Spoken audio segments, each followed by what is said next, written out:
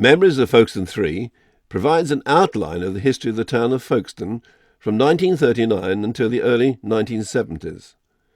The first part of our film provides an insight into the Folkestone of the war years and includes a large number of photographs, some of which are very rare. On the 19th of June 1940, the Germans launched their first full-scale air attack. The phony war was over and invasion threatened. Those people left in Folkestone after evacuation were subjected to the threat of invasion, rationing, injury, pain, and the trauma of high explosive bombs, parachute mines, shells, machine gun fire, and the terrifying V1s. The various voluntary services, the LDF, the NFS, the ARP, First Aid, and WVS, were all coordinated from a command centre which operated from the basement of the Folkestone Town Hall.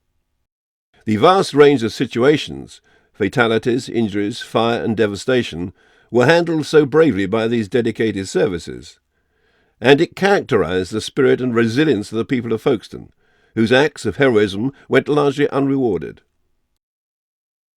The second part of the film deals with the recovery of the town from the ravages of the war. So much of the town was damaged, particularly the harbour area, that much of it had to be demolished and rebuilt. By 1946, holidaymakers had begun to return. The Golden Arrow was reinstated, and the cross-channel ferries once again plied their trade to Calais, Ostend, and Boulogne. A new era had begun. At the onset of the war, the population of Folkestone was reduced by the evacuation of families and children. The town appeared deserted. Preparations were begun in earnest by all the voluntary services. Each and every household was checked to ensure everyone had respirators. The ARP wardens were instructed that their constant vigilance, courage, and actions would eventually save the lives of many others. This photograph shows the ARP and first aid vans and ambulances being readied for action at the side of Martin Walters' garage in Cheriton Road. This particular site is now occupied by Morrison's supermarket. As with all the voluntary services, it was necessary for them constantly to practice their skills, as shown here, where the staff of No. 4 First Aid Post Baker Road, Cheriton, undergo a training exercise. These exercises were to prove so beneficial in the saving of many lives.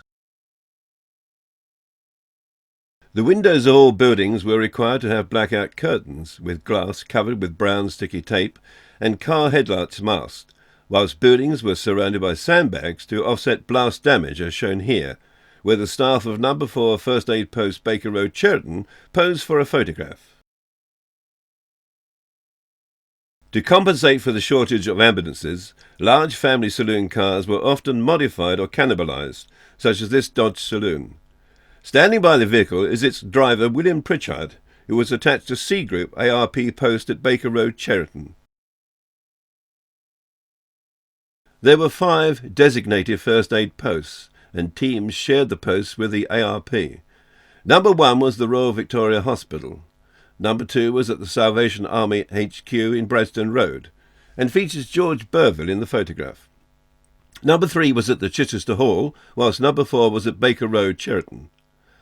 The final one, Number 5, was at the Sports Ground, Cheriton Road.